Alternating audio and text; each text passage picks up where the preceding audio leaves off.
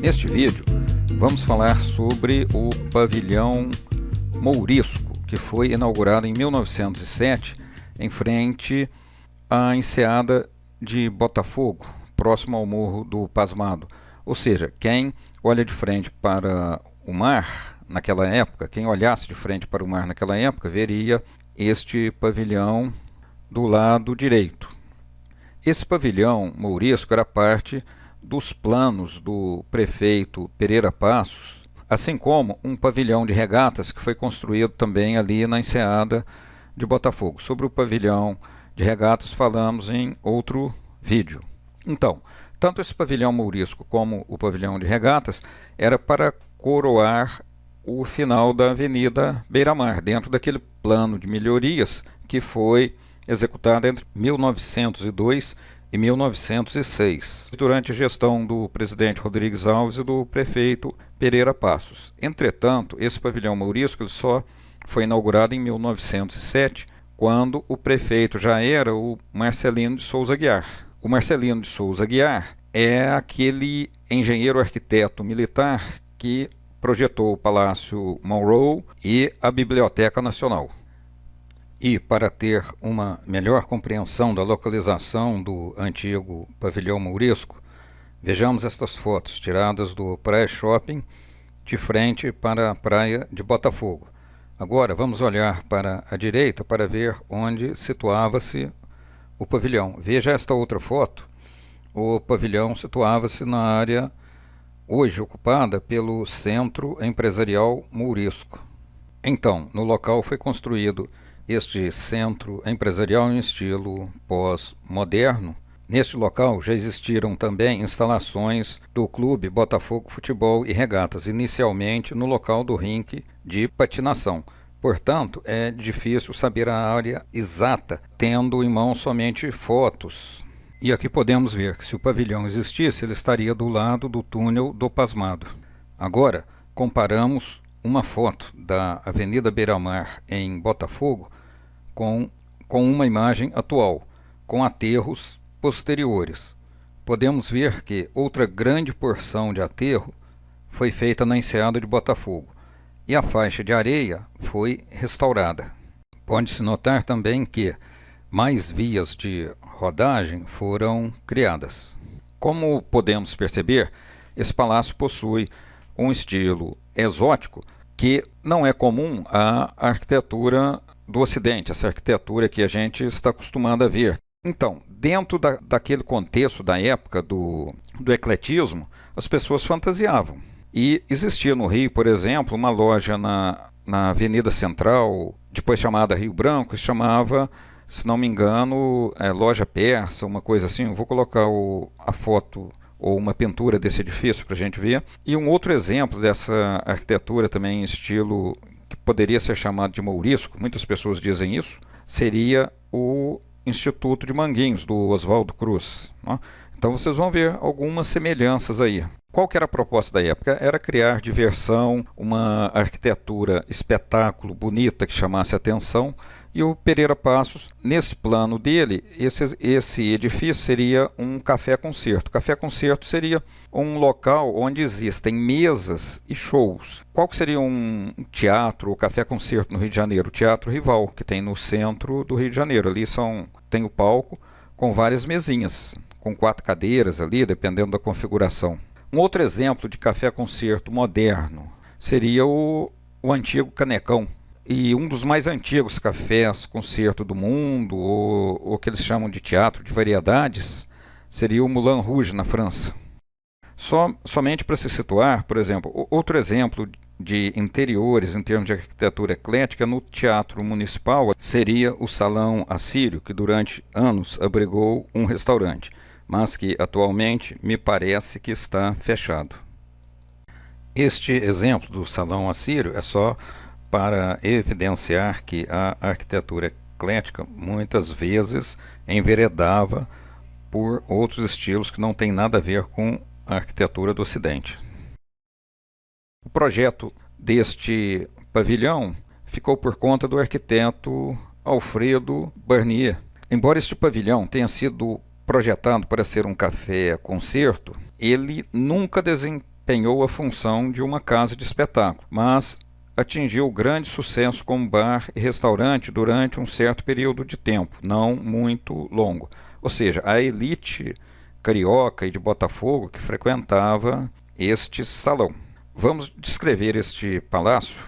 Pode-se dizer que era um palácio suntuoso com muitas formas e cores, como a gente vê aí na imagem.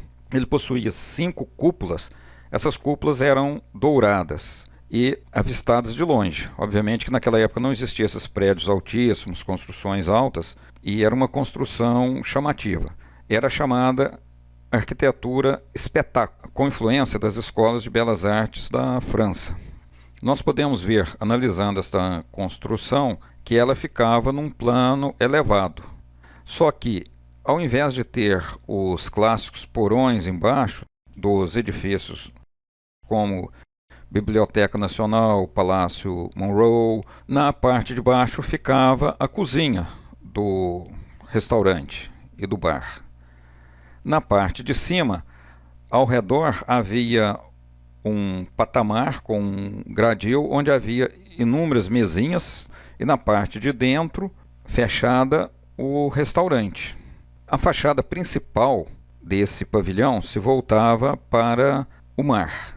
Observe que, vamos ver uma foto aí, as portas eram encimadas por escritos. Café Concerto, mas escrito em árabe.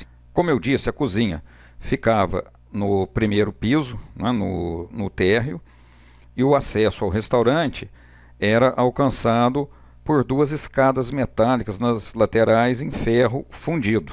Ou seja, em ferro fundido, mas com mármore nos degraus.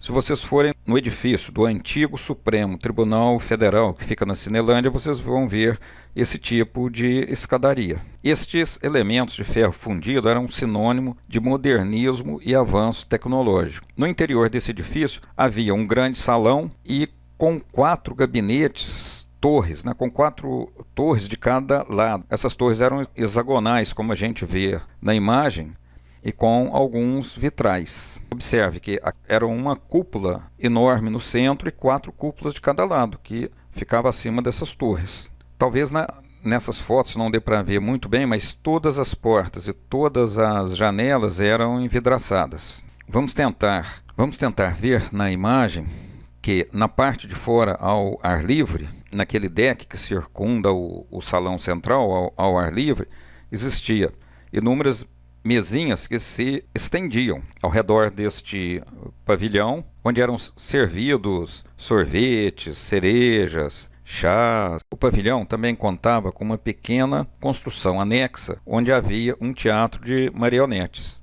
Também contava com um rink de patinação do lado e um carrossel. Toda a elite carioca visitava o local. Entretanto, era mais frequentado pela elite ou aristocracia do bairro de Botafogo. Na época, um bairro repleto de casarões, algumas verdadeiras mansões, no centro de grandes terrenos, mas existiam também muitos pequenos palacetes em lotes menores. Em termos de lazer, nesta área de Botafogo, o pavilhão de regatas e também esse pavilhão mourisco eram praticamente as únicas atrações ali. Até mesmo porque na enseada de Botafogo não existia praia de areia, existia mureta e a água batia na mureta.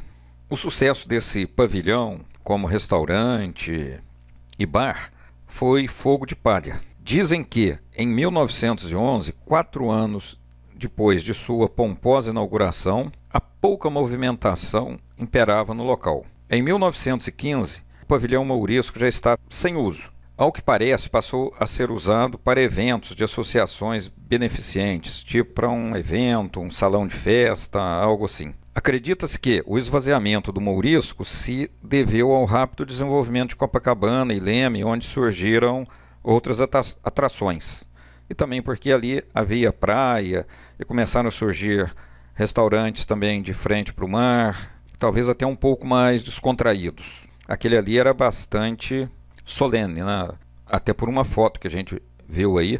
E existia concorrência, né, também dos hotéis no centro da cidade, com bons restaurantes. Então, esse pavilhão acabou passando por vários usos, como biblioteca, repartição pública, mas nunca voltou a ser bar e restaurante. Em 1934, a poetisa Cecília Meirelles esteve à frente da primeira biblioteca infantil do Brasil, instalada nesse pavilhão. Entretanto, por problemas políticos, a biblioteca foi logo extinta.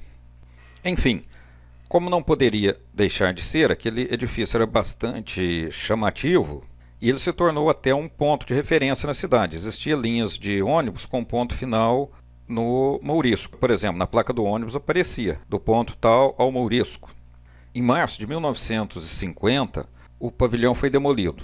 Um dos motivos alegados era para facilitar a abertura do túnel do Pasmado que existe entre Botafogo e Copacabana, ou seja, que foi construído no início dos anos 50. Dizem que a via de trânsito não passou exatamente sobre o terreno, mas talvez tenham utilizado o terreno desse pavilhão após a demolição para canteiro de obras no local, de suporte à obra do túnel. Outra curiosidade, logo que esse pavilhão deixou de funcionar como restaurante, o rink de patinação foi vendido, onde o Botafogo construiu quadras esportivas. Até algum tempo, o Botafogo ainda tinha aquelas instalações ali. Durante a gestão do prefeito Marcelo Alencar, aquilo ali foi vendido, porque o Botafogo queria recuperar o local onde existiu o Estádio General Severiano. Então houve uma troca com uma grande empresa.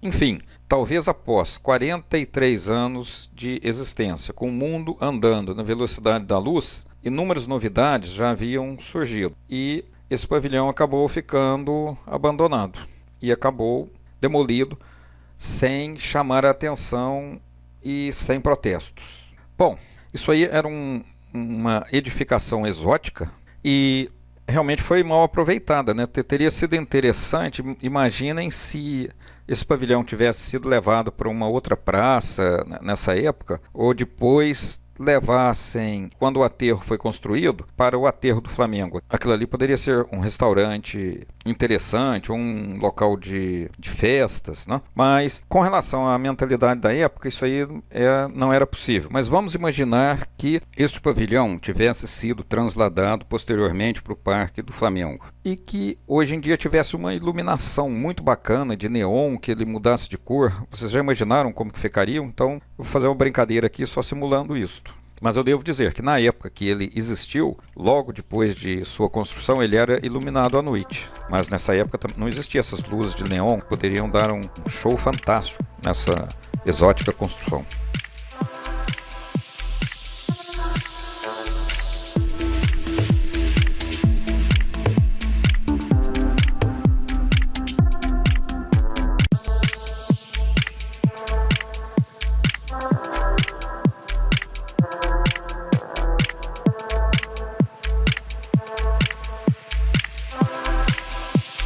Se você gostou desse vídeo, marque um like, inscreva-se no canal e clique no sininho para que você receba atualizações.